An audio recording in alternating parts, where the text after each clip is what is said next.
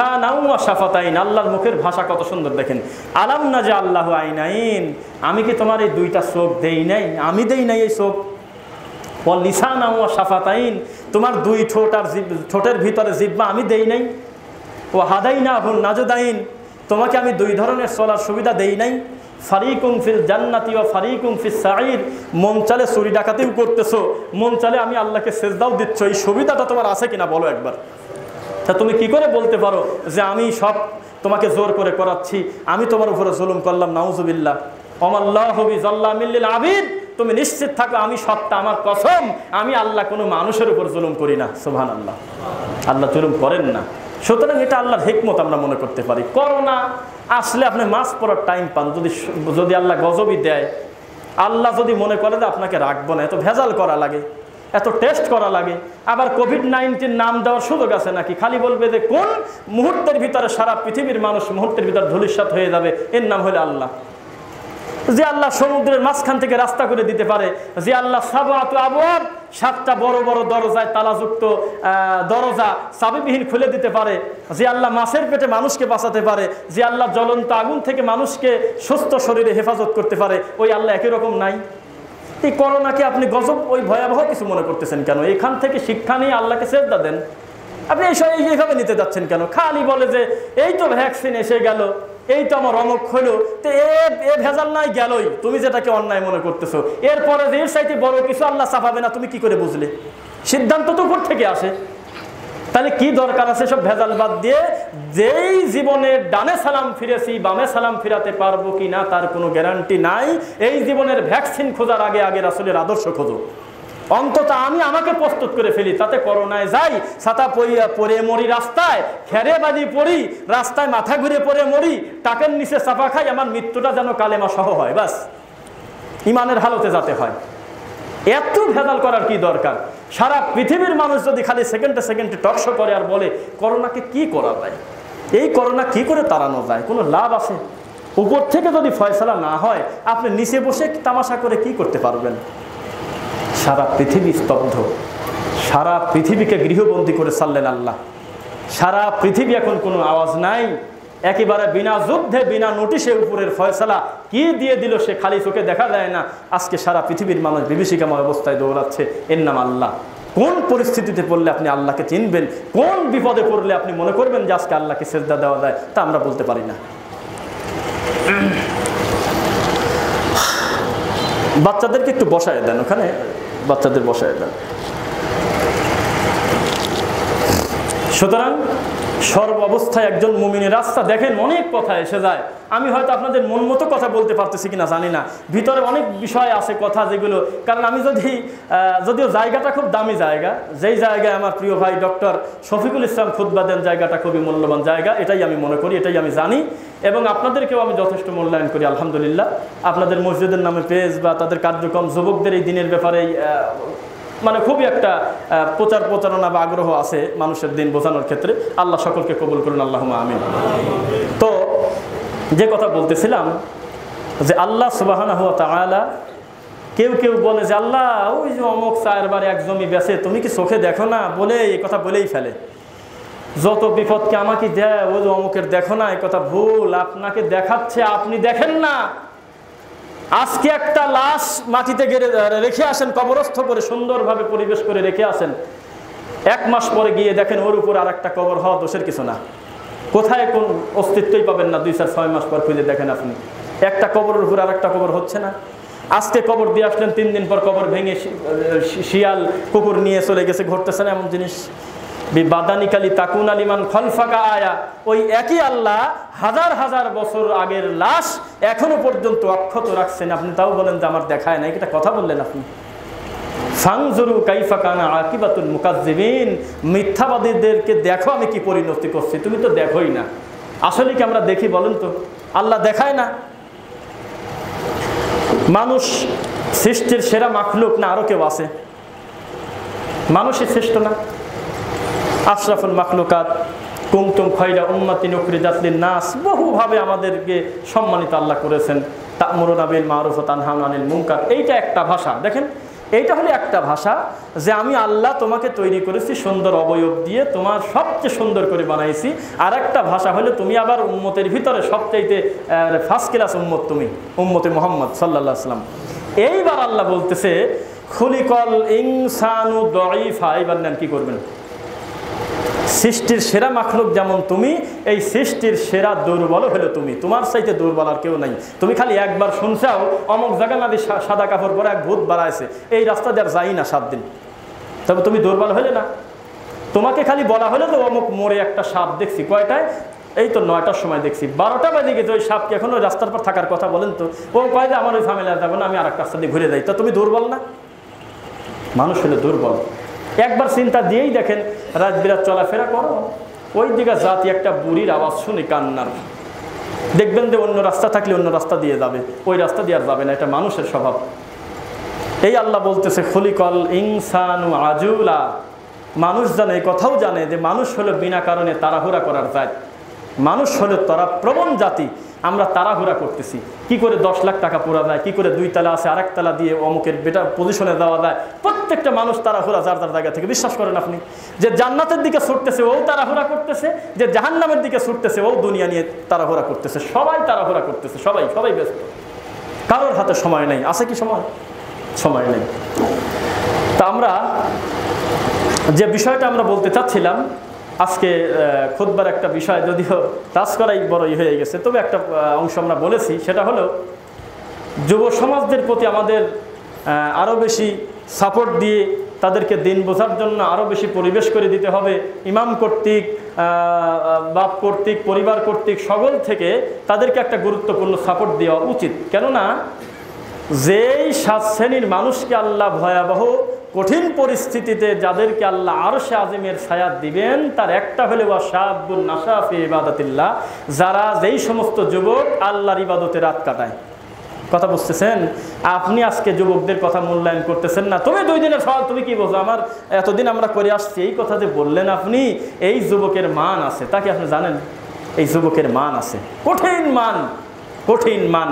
এর কাছে সত্য এসে পৌঁছে গেছে, আপনি নিতে চাচ্ছেন না, এটা হলে আপনার দুর্বলতা। আপনি তাকে সাপোর্ট করেন, তাকে এই সত্যটা বোঝার জন্য প্ল্যাটফর্ম করে দেন, তাকে ভালোবাসেন, তাকে মহব্বত করেন। সুন্দরভাবে দেখবেন যে আপনার উৎসাহ পাওয়ার কারণে আরও 50 জন লোক সে দিন বোঝানোর জন্য সহযোগিতা করবে, করবে না?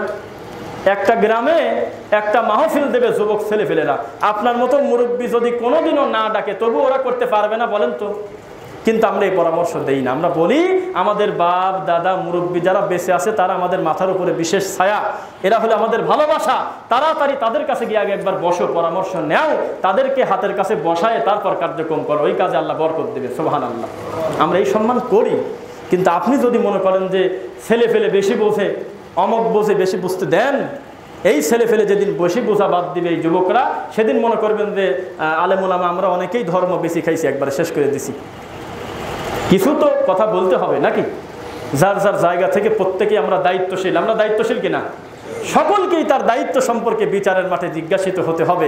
তুমি অমুক অমুক অমুক অমুক অমুক অমুক কর্ম করেছিলে, আমার কাছে হুবহু বোঝায় দিয়ে তারপরে তুমি যাবে কোথায় যাও, এই কথা বলবেন কিনা? তা আলহামদুলিল্লাহ আমি আমার এই ছোটোখাটো সফরে দৌড়াদৌড়ির ভিতরে আমি সবচেয়ে বেশি যেখানে আসছি সেখানে হলো নারায়ণগঞ্জ।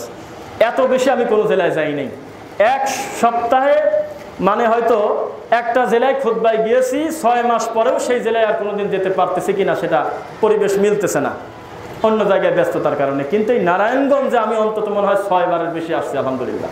খুতবার ওসিলায়, মাহফিলের ওসিলায় আপনাদের প্রতি একটা ভিন্ন ভালোবাসা আমার থাকাটা জরুরি। কেননা মেহমানদারির কোনো ত্রুটি নাই, আচরণগত কোনো সমস্যা নাই, প্রত্যেকে যার যার জায়গা থেকে যথেষ্ট অনার করতেছে, এটা তো মানুষ হিসেবে কৃতজ্ঞতা স্বীকার করা উচিত। সাদিকুর রহমান সাদিক ভাই সহ তার সঙ্গে আমার একাধিক প্রোগ্রামে আমরা একসঙ্গে কাজ করেছি, একটা প্রতিষ্ঠানেরও কাজ করতেছি সামনে। আল্লাহ যেন সে প্রতিষ্ঠানটাকে কবুল করেন, আল্লাহুম্মা আমিন। এবং এই মসজিদ সম্পর্কে এবং এই আরও যে সমস্ত কার্যক্রম চালু রয়েছে, মাদ্রাসা দিনী প্রতিষ্ঠান যেগুলো রয়েছে, আল্লাহ তুমি সব কিছুকে কবুল করো। জুমার খুতবার প্রথম অংশের এই পর্যায়ে আমরা শেষ করছি। আল্লাহুম্মা আমিন।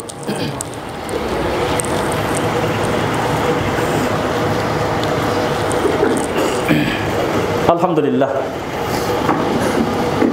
আলহামদুলিল্লাহ। যে কথা বলতেছিলাম, আল্লাহ সুবহানাহু ওয়া তাআলা যদি উপর থেকে সিদ্ধান্ত নেন ওই সিদ্ধান্ত বদলানোর কোনো ক্ষমতা কোনো মাখলুকের হয় না, পারবে না। সে বড়জোর বলতে পারে যে আমার ভালো লাগতেছে না। সারা দুনিয়ার সকল মানুষ যদি বলে আসমান থেকে বৃষ্টি আমার ভালো লাগতেছে না, তো আপনার ভালো লাগা না লাগায় কি আসে যায়? আল্লাহ যদি সিদ্ধান্ত নেয় যে আমি বৃষ্টি দেব, এখানে আপনার ভালো লাগা না লাগার কোনো সম্পর্ক নাই, কিচ্ছু নেই। আল্লাহর সিদ্ধান্তে খুশি হতে হবে, হবে কিনা? আল্লাহর সিদ্ধান্তে খুশি হতে হবে। ওরা আপনাকে ধোঁকা দিচ্ছে, যারা বলতেছে যে এটা হয় ওটা হয়, ওই কারামত এই কারামত, এগুলো ভুল কথা। মানুষের অকল্যাণে অথবা মানুষকে খুশি করার জন্য মাধ্যম করে অন্য মানুষকে আল্লাহ খুশি করে তারপরে তাকে খুশি করতে হবে, এটা আল্লাহর কুদরতি নিজাম নয়।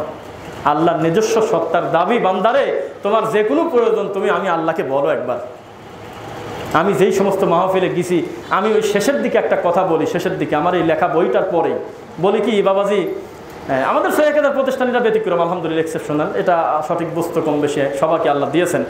বলি যে আচ্ছা আপনারা অজু ভঙ্গের কারণ কয়টি জানেন? কারা কারা? দেখি যে বেশ লোক হাত তোলে, আলহামদুলিল্লাহ। না ছেলের থেকে শুনছে, বক্তব্যে পরে সেও হাত তোলে, ছোট মানুষ। নামাজ ভঙ্গের কারণ কয়টা? হাত তুলে বলে দেয়। নামাজের ফরজ কয়টা, সালাতের ফরজ কয়টা বলে দেয়, অসুবিধা নেই।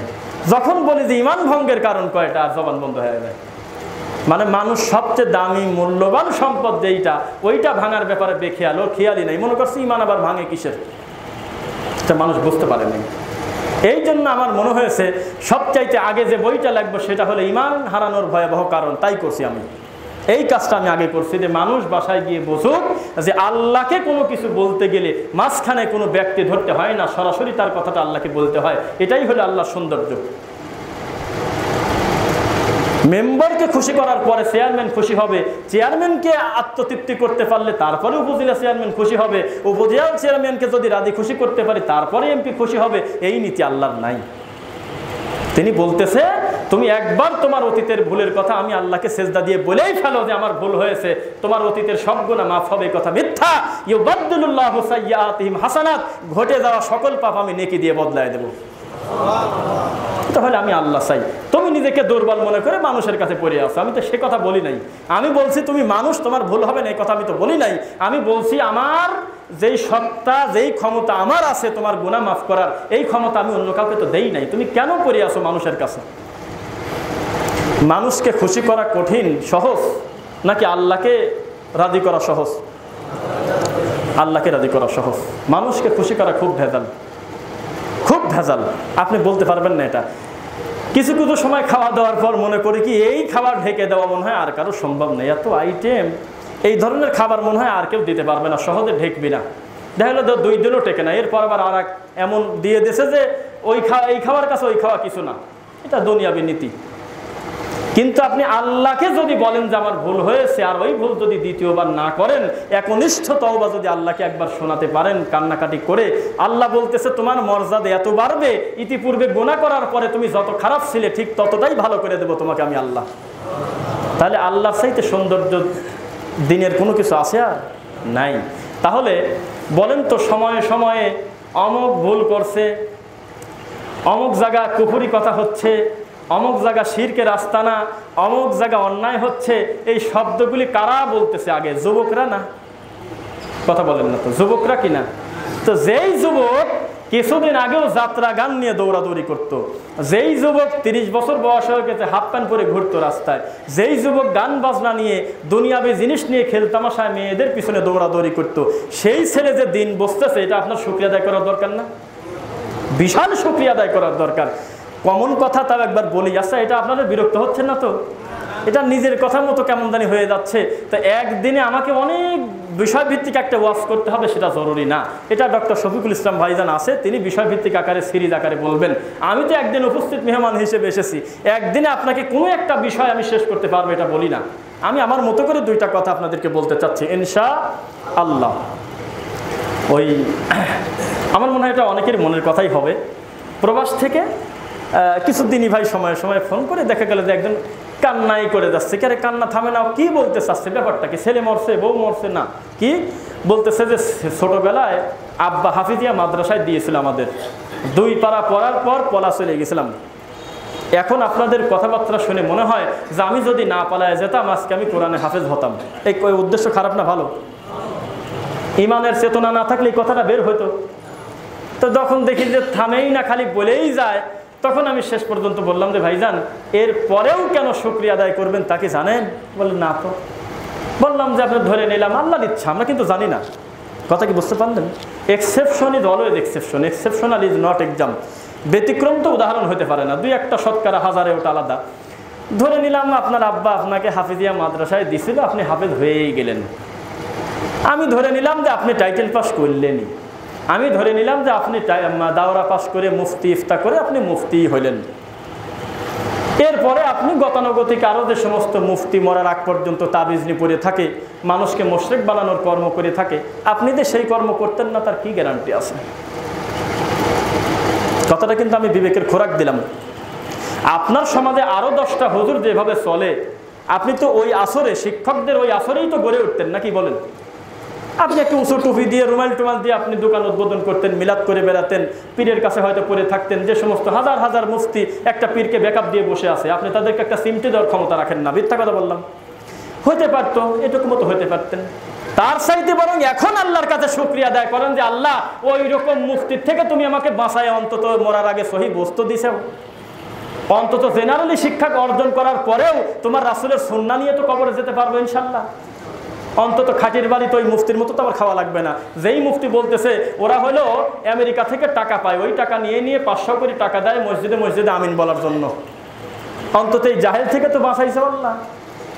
আমি যে ওই মুফতির মতো হতাম না তার কি গ্যারান্টি আছে? আমাকে তুমি ভালোবেসেছ, তাই তুমি মনে করেছো লাখো যুবক থেকে হাজার হাজার মুফতি পাস দাওরা টাইটেল পাস লোকের ভিতর থেকে আমাকে তুমি মনোনীত করেছো যে আমার এই বুকের ভিতরে তোমার রাসূলের সুন্নাহর আদর্শটা দেওয়া যায়, সহি আকীদার বুঝটা দেওয়া যায়। এটাই আমার কাছে মেলা কিছু। আল্লাহ কি আমার জবাব খারাপ হয়েছে মনে হয় নাকি? কুল্লু ইয়ারজিউ ইলা আসলি, প্রত্যেকটা জিনিস তার আসলের দিকে যায়, এটা একটা ব্যাপার। আমার ওস্তাদ যদি মাজারপন্থী হয়, আমার ওস্তাদ যদি সঠিক আকীদার হয়, তিনি যদি আমাকে তাওহীদের জ্ঞান শিক্ষা দেন, তা আমি ছোটবেলা থেকে একটা খুঁটি তৈরি হবে না আমার? পরবর্তীতে বললাম তো অনেকেই আসতেছে ভুল পথে, যাই হোক। ও তারপরে ওনাকে আমি বললাম যে আমাকে আমার আর একটা জিনিস আপনি আমাকে আমার চোখের দিক তাকায় বলবেন। ও খালি আশ্চর্যই হচ্ছে যে কেবা হুজুর খালি কথা বলেই যাচ্ছে আমার সামনে, একটু বিচলিত না। আমি বললাম যে আপনি হ্যাঁ কি না জবাব দেন। আপনার চোখের সামনে কোনোদিন দেখছেন যে একজন মাযহাবী অথবা একজন মানে কি বলে গোমরা লোক অথবা এক পীর কেন্দ্রিক লোক বা আপনার একেবারেই যারা মুশরিকি কাজ করতেছে, শিরকি কাজ করতেছে, এই সমস্ত লোকের ব্যাপারে একজন সঠিক আকীদার লোক উনি বলতেছে যে আগেই ভালো ছিলাম, এই সহি আকীদায় আসার পরে দেখলাম যে এরা খুব বড় পাপী, খুব অন্যায়, হাদিস অস্বীকার করে, এই জন্য আমি ঘুরি আবার বাবার দরবারে চলে যাই। নাম বলেন তো একজন? কয়েকদিন না, তা তো বলা কঠিন। আমি বললাম যে এখানে আমি বলবো, এখানে দাঁড়ায় হাজার হাজার শত শত যুবক প্রতিদিন বরং আপনাদের কর্মকাণ্ড থেকে ফিরায় সঠিক আকীদা গ্রহণ করতেছে। সুবহানাল্লাহ। কেন হচ্ছে এগুলো আমি বললাম। তাই যদি না হবে আপনি সত্যি করে বলেন তো সহি আকীদা এই শব্দটা আপনার কাছে কয়, হ্যাঁ আমিও ভাবতেছি কি ব্যাপারে, এইটা আবার কোন শব্দ? এই শব্দটাই তাদের কাছে অপরিচিত ছিল। তাহলে এখন দাওয়াতের কাজ হচ্ছে না? হচ্ছে। দুঃখ করে এক ভাই বলেই দিল, এই সব ঘর ভাঙা, আল্লাহর ঘর ভাঙিয়ে দেওয়া, পুরায় দেওয়া, এই সব কিছুর পিছনে আমার মনে হচ্ছে আমি দায়ী। আমি কেন এত বড় কথা বলে? আমি যে কি জন্য সৌদি আরব গেলাম, এই 10টা বছর থাকলাম, আর দেশে আসি এই সত্য কথা মানুষকে বলে দিলাম, এটাই আমার বিপদ হয়েছে এখন। প্রথমে তো আর কেউ ছিল না। আমি এই সৌদি আরব থেকে ঘুরে এসে বললাম যে বাবা রে, পৃথিবীর শ্রেষ্ঠ জায়গা, যার পিছনে একটা সেজদা দিলে 1 লক্ষ রাকাতের নেকি, ওই লোক তো নামাজের পর মুনাজাতের প্রয়োজন মনে করে না। তার তো মিলাদ ছাড়াই চলে, তার বাপের খয়রাত ছাড়াই তো লোকটার ইমামতি চলে যাচ্ছে। সে খুতবা দিলে খালি মানুষ কাঁদেই, তার মানে ভাষাই আরবি। সে ধর্ম বোঝে না, তুমি ধর্ম বোঝো। এই তো আমার অবস্থা এখন। সব মিলে উঠে পড়ে লেগে বলতেছে যে খালি ম্যাক্রোর বিরুদ্ধে মিছিল করলে হবে না, ওই যে সালথা অমুক জায়গা তাড়াতাড়ি বাড়াও। ওরাও কিন্তু একই গ্রুপের লোক, ওরা হলো ফ্রান্সের লোক। বাস মানুষও মনে করছে যে মেলাদিন মারামারি করি না, মেলাদিন লাঠি খাটি বের করা নাই, বাড়াও রে, কে কোথায় আসো। মানুষের স্বভাব, মানুষ চলে আন্দাজের উপরে। ওমা ইউমিনু আকসারুহুম বিল্লাহি ইল্লা ওয়া হুম মুশরিকুন। অধিকাংশ মানুষ লা ইলাহা ইল্লাল্লাহ বলছে, কথা আমি আল্লাহ অস্বীকার করি না। অধিকাংশ মানুষ ঈমান আনছে, কথা আমরা অস্বীকার করি না, কিন্তু তারপরেও তারা মুশরিক। কেননা আমি আল্লাহর দিনটাকে তারা যথেষ্ট মনে করে না। বোঝাতে কি পারলাম? এটাই হচ্ছে। আমরা খুব বেশি কথা লম্বা করতে চাচ্ছি না, আচ্ছা সময় আছে তো। যাই হোক, আজকে আমরা যারা আল্লাহর ঘরে ঢুকে গেছি, এই মুহূর্তে আমরা বলতেই পারি এ কথা, আল্লাহ আমরা তোমাকে ব্যক্তিগতভাবে কতটুকু ভালোবাসি, তোমাকে খুশি করতে পারছি তা আমরা জানি না আল্লাহ। তবে এই মুহূর্তে তুমি আল্লাহ আমাদের উপরে খুশি, তাছাড়া পৃথিবীর শ্রেষ্ঠ জায়গা তোমার ঘরে বসতে তুমি আমাদের দিতে না, কোনো না কোনো জরুরতে তোমার ঘর থেকে বের করে দিতে নাকি? আমরা খুশি না বেজার আল্লাহর ঘরে ঢুকতে পেরেছি? খুব খুশি, কি যে খুশি তার শেষ নাই। আল্লাহ তুমি এখনই নিয়ে যাও, আমাদের কোনো আফসোস নাই। আমাদের বাজেটে যদি মৃত্যু থাকে তুমি দাও, আমাদের কোনো আফসোস নাই, কিন্তু তোমার ঘরের সাথে আমাদের কলিজাটা জোড়ায় দিও আল্লাহ। আমার দ্বারা ঘরের, আল্লাহর ঘর তো বহু দূরের কথা, আল্লাহর ঘরের একটা কৌটাও যেন আমি জোরে টোকা না দেই, আমি আদবের সাথে সকল কর্ম করব, এই তৌফিক তুমি আমার দাও। হিন্দু লোকটা মাঠে যাচ্ছে না ভাই, কাশি হাতে করে, আরও কি যেন ব্যাগট্যাগ নিয়ে, একটা হিন্দু লোক ওখানে দাঁড়ায় আছে আমাদের দেখে, ছবি তুলতেছে অনেকে, উনি দাঁড়া আছে। তো আমি সালাম দিছি, আমি মনে করছি আমাদেরই হয়তো কেউ, তো বলতেছে উনি হিন্দু। আমি উত্তর দিল না, বলছি হিন্দু, আমাদের পাশে বাড়ি। জানেন গতকালকে ওদের ওখানে গিয়ে আমরা আশ্রয় নিছি, খালি মসজিদ ভাঙে নাই, এই যে দিন ঘটনা আমরা দৌড়িয়ে, ওরা আমাদের আশ্রয় দিয়েছে। এই মসজিদের ব্যাপারে ওরা কান্নাকাটি করছে যে এইভাবে একটা ও তোমাদের উপাসনালয় পুরায় দিচ্ছে, ভেঙে দিচ্ছে, ওরা পর্যন্ত আফসোস করতেছে। আর এই হুজুর 1 কিলোমিটার ফাঁক থেকে দা খুন্তা নিয়ে এসে আল্লাহর ঘর ভেঙে দিল। কথাটা বারবার বলতেছি, আসলে খারাপ লাগে না আপনাদের? বলেন তো, খারাপ তো লাগার কথা নাকি? এর চাইতে আর দামি ঘর কোনটা আছে? হতে পারে আপনি 10 তলায় থাকেন, হতে পারে আপনার গ্রামের মসজিদটা টিনের ঘর, তারপরেও তো আপনার 10 তলার চাইতে দাম বেশি দেওয়া উচিত আপনার এই টিনের ঘরটাকে। কারণ আপনার ঘরে আপনার কর্ম চলে, আল্লাহর ঘরে আল্লাহর কর্ম চলে। সুবহানাল্লাহ। এই জন্য বারবার বলি, এটা দুঃখ। এগুলো কেন সিরিয়াস আপনারা নেন না? যার যার জায়গা থেকে কথা বলতে হবে, কথা তো বলতেই দিচ্ছে না, আজকাল বাধাও দিচ্ছে নাকি? হ্যাঁ, দেখেন নাই একটু বাধা টাধাও দেয়, তো ওগুলো আমরা মনে করি না। এই বাধার কারণে মানুষের কাছে সত্যটা তাড়াতাড়ি পৌঁছাচ্ছে, আলহামদুলিল্লাহ। ওদিকে যায় না, মোহাম্মদ পাগল, ওই আব্দুল্লাহ ছেলে, মা তো জন্মের পরে কথা বলার আগেই তো দুনিয়ার থেকে ইন্তেকাল করেছে। আব্দুল্লাহ তো তার সাথে, সে তো তার বাপকে ভালোভাবে দেখতেই পারে নাই, একটা এতিম ছেলে, জাদুকরি শিক্ষা নিয়েছে, কি যে বলে মুখ দিয়ে তার হিসাব নাই। আব্দুল্লাহ মুনার কথা বলি না, কিন্তু এই ছেলে বাপ আর মা না থাকায় পরবর্তীতে জাদুকর হয়ে গেছে, এ ছেলে কবি হয়ে গেছে, ও ছেলে মাজনু পাগল হয়ে গেছে। ওইভাবে যাওয়ার দরকার নাই ছেলেটার দিকে। মানুষ মনে করলে যে বলে কিরে পাগল দেখে আসি। এখন রাসূল সাল্লাল্লাহু আলাইহি ওয়াসাল্লামের প্রতি মানুষের আগ্রহ আল্লাহ আরো বাড়ায় দিলেন, সুবহানাল্লাহ। তো ওরা বলতেছে যে ফরাজি কান্দা দক্ষিণ পাড়া মসজিদে যাও না, ওরা ইহুদির দালাল, ওরা লাঠি হাতে করে খুতবা দেয়, ওরা ভালো না, আমরা হলে ভালো। তো ওরা মনে করলো যে দাঁড়াও দেখি গ্যাপে আস্তে করে আমি আগামী জুমা যাবো, দেখি ওরা কি বলে। ডক্টর শফিকুল ইসলাম সাদিকুর রহমান হাফেজ সাহেব কি বলে মুখ দিয়ে। এখন খুতবা শুনতে এসে, এক খুতবা শেষ পর্যন্ত এসে ও প্রেমে পড়ে গেছে, আলহামদুলিল্লাহ। ও দেখে বাপরে বাপ, এরা কি সুন্দর খালি মুখ দিয়ে বলে যে আল্লাহ বলেছেন, নবী বলেছেন, আয়াত বলে, হাদিস বলে, এরা খারাপ। আর আমার হুজুর কি বলে আরবিতে, আমি খালি ঘুম পারি, তাও আমার হুজুরই ভালো। হচ্ছে না সময় সময়? ওরা কিন্তু আপনাকে বদনাম করার জন্য আসে, আপনি এই মসজিদে বুঝবেন না। কিছু কিছু জায়গায় আমাদের ভাই 30 জন, ওরা 70 জন দূর থেকে আসছে যে অমুক আসতেছে, যাই দেখি, যদি ভুল পাই খবর পেয়ে ছাড়বো। 30টা প্রশ্ন নিয়ে আসছে কাগজে লিখে, আল্লাহ ঘাট ধরে বলতেছে যে মাথা নিচু করে বাড়িতে চলে যা, সেই ব্যবস্থাই করতেছে আল্লাহ, আলহামদুলিল্লাহ। এটাই আল্লাহর সিদ্ধান্ত। আল্লাহ মনে করলো যে এই মুহূর্তে ফরজ সালাতের পরে সম্মিলিত মুনাজাত করা যায় কিনা, এই চিন্তাটা আমার বান্দার মাথায় যাক। একেবারেই চুপ করে রয়েছে, এটা মাথায় যাক। তখন কি করলো? তখন করলে হলো আপনার টাঙ্গাইলে জায়গার নাম তো কালোহা, হ্যাঁ, সেখানে আল্লাহ আমাকে নিয়ে 2 ঘন্টা 2.5 ঘন্টা বক্তব্য দিলাম। আল্লাহর বান্দা একটা বার হ্যাঁ না কিচ্ছু বলে না, একবারও মুখ দিয়ে বললো না যে আপনার বয়ানটা এখানে ভুল যাচ্ছে। যেই বলছি যে বাবু যিকরি বা'দা সালাহ, সঙ্গে সঙ্গে টেবিলের পর হাত দিয়ে মাইক কেড়ে নিয়ে আমাকে অপমান করার চেষ্টা করলো। আল্লাহ বললো যে সুযোগ পাইছি, এই সুযোগে গোটা দেশবাসী তোমাদের অবস্থানটা দেখুক, পরিষ্কার হোক। আর ফরজ সালাতের পরে আমার রাসূলের দোয়াটাকে, সুন্নতি যে দোয়াগুলো পড়া যায়, এর প্রতি মানুষের আগ্রহ বাড়ুক। বলেন আলহামদুলিল্লাহ। এখন মানুষের মাথায় চিন্তা গেছে, বলতেছে যে মুরব্বীর এই ঘটনার আগে তো আমরা ওইভাবে সিরিয়াস নেই নাই, আমরা তো জানতামই না যে ফরজ সালাম ফেরানোর পরে আরো কত দোয়া পড়া যায়, কত সুন্দর সুন্দর মাসনুন দোয়া আছে। সুবহানাল্লাহ 33 বার আছে, আলহামদুলিল্লাহ 33 বার আছে, আল্লাহু আকবার 33-34 বার আছে, আয়াতুল কুরসি আছে, কত দোয়া আছে। এই হুজুর তো আমাদের জানতেই দিছিলেন এতদিন। আপনার বক্তব্য শোনার পর ভেজালে জবাব দিয়ে ওই দোয়াগুলো সিরিয়ালে এখন মুখস্থ করা শুরু করছি। মুনাজাতের ঝামেলা আমার দরকার নাই, পারলে একা করবো, না হলে আর দরকার নাই। আমি বলবো যে আল্লাহ আমার স্ত্রীর একটা সন্তান দেও আল্লাহ, এখন একটা যুবক ছেলে বিয়েই করে নাই, বাচ্চা, ওরাও কয় যে আল্লাহুম্মা আমিন। তো ও বাচ্চা পাবে কিভাবে? তাহলে আমার নিজের কথা আমার আল্লাহকে একাই বলতে হবে না? বোঝেন না মনে হয়।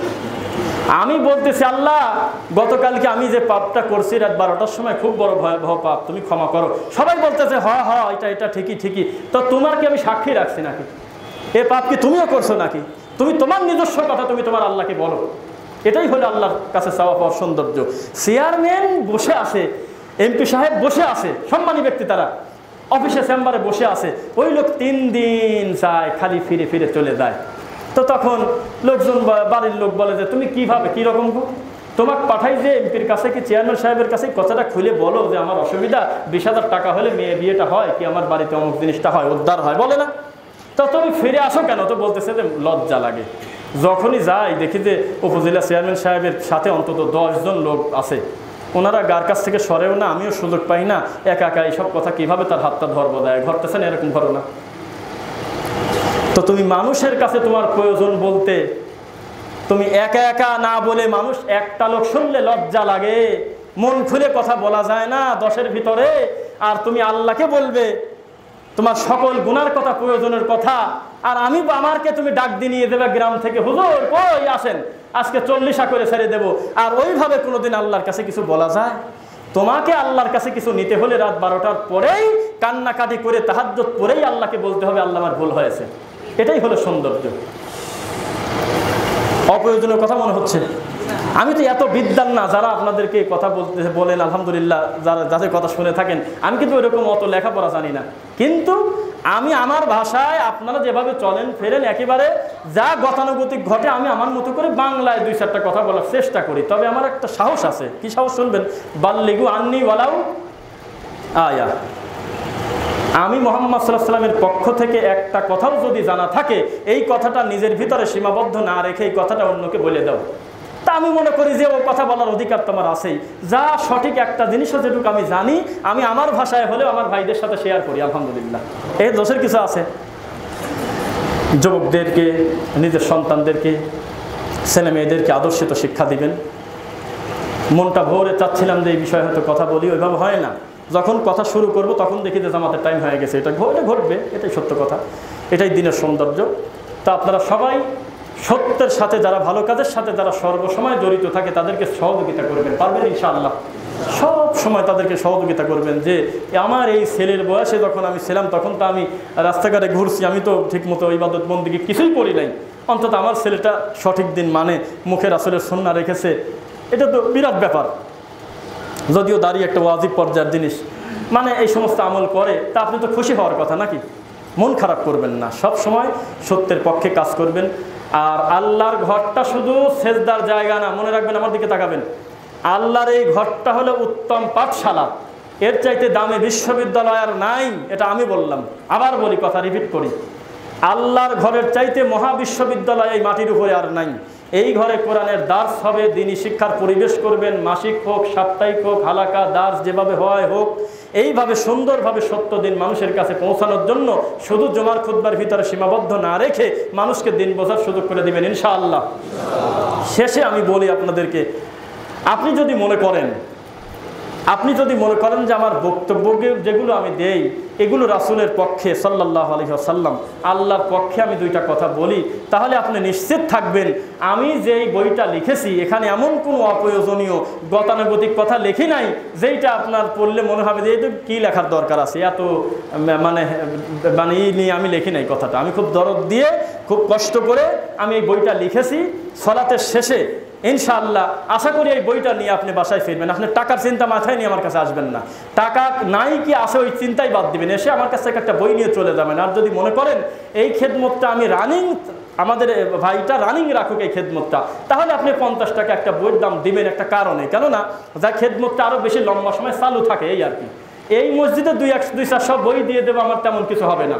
কিন্তু এর পরবর্তীতে যখন আমি আরও 500-1000 লোককে দিতে যাব, তখন আমি একা মানুষ, আমার জায়গা থেকে কষ্ট হবে। এইটা ভাগাভাগি করার জন্য 50 টাকা খুব বেশি জরুরি, বড় কিছু না। সালাতের শেষে যদি মনে করেন ইমান হারানোর ভয়াবহ কারণ 70 পৃষ্ঠা বই, 72-এর উপরে আল্লাহর কোরআন মাজিদ এবং রাসূলের সুন্নাহ আয়াত সহ, একটা জায়ফ হাদিস নাই, প্রত্যেকটা জায়গায় রেফারেন্স সহ, বুখারী মুসলিম সহ সুন্দরভাবে আমি কথা বলার চেষ্টা করেছি। এই খেদমতটার সাথে আপনারা শরীক হবেন, বইটা নিয়ে বসায় যাবেন, আপনার টাকা নাই ওটা আমার বলার দরকার নেই, একটা বই নিয়ে আপনি চলে যাবেন। আশা করি আল্লাহ আপনাকে কিছু না কিছু উপকার করবেন ইনশাল্লাহ। হয়তো ওই বিষয়ে আপনার জ্ঞান আছে, যার নাই তার বাড়িতে একটা ঢোকা